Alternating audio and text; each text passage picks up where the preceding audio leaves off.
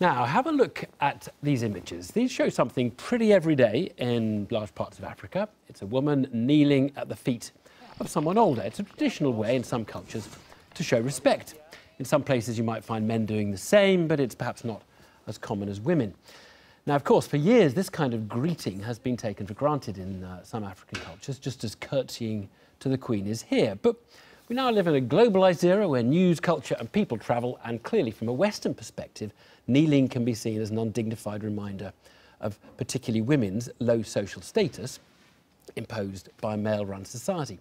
So it was just a matter of time before the practice came to be challenged, and it was the head of Oxfam International, Winnie Byanyima, who was born in Uganda but lives in Britain, who sparked a debate about it, tweeting, "How do we stop this humiliating practice?"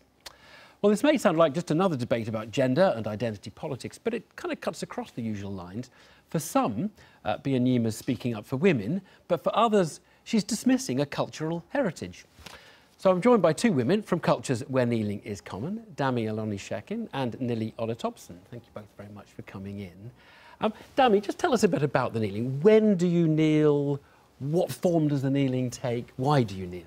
So kneeling is a form of respect. It's when you greet someone who is older than you. So you do this to family, you do this to relatives, and it's a very popular part of Yoruba culture within Nigeria. So it's something that both men and women do. It's not just one-sided.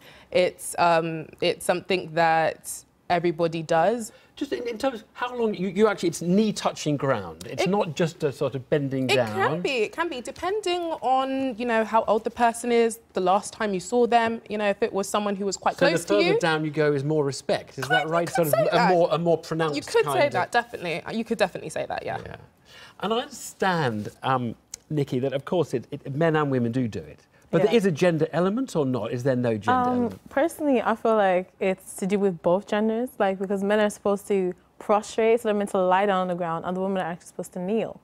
But the men don't always prostrate themselves. No, they don't. That's not happening in the they streets don't. of Sometimes, Lagos, is it? no, I feel like sometimes they just like touch their fingers on palm. You know, it's no different to how women like gently bend down sometimes. So I feel like as long as you're signalling that type of respect, you're still acknowledging that someone's older than you and you're still greeting them. So even if no one's asking you to plank on the floor. But the traditional serving your husband's meal, how does that go, Nicky? So you're meant to basically go on your knees and hold the food and hold it out to him. You know, like he's a king and he's meant to take it. Now that sounds like quite a gender kind of sort of relation thing there. Oh, most definitely. I think especially within Nigerian culture in general, we always do believe like the man is the head of the house, but it's not necessarily something that, you know, all cultures do where you have to bend down and always serve your man. No, definitely not. So it's sort of interesting and complicated how it's used.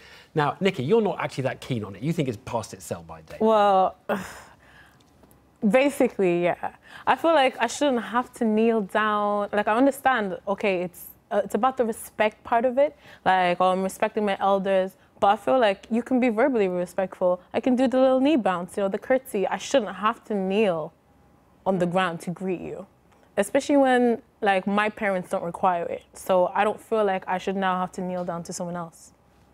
Do you know what? I feel like in different cultures all over the world, there are different ways where we use non-verbal actions to display a form of greeting someone. I don't feel like it's something that should be scrapped. It's been done for centuries. Do you know what I mean? Like, just being able to greet someone who's older than you. And in my culture... I feel like it should be more of a formal thing rather than informal as well, because it's like, every time you see someone, you're meant to greet them that way. Yeah, so you would reserve it for sort of state occasions, birthdays and weddings and things like that? Yeah, like weddings, in a traditional wedding. I said yes, that if we came to like a traditional wedding, if I was marrying a Yoruba man, I would kneel down for his parents as required for me. However... Dami, we've changed lots of things in the world, haven't we? We may have, tribal marking, all sorts of things that have gone on in see, Africa. That's the thing, you can't really compare tribal marking to kneeling down because that's problematic. Like, tribal marking is completely is problematic, and we acknowledge that. Yes, and we acknowledge that.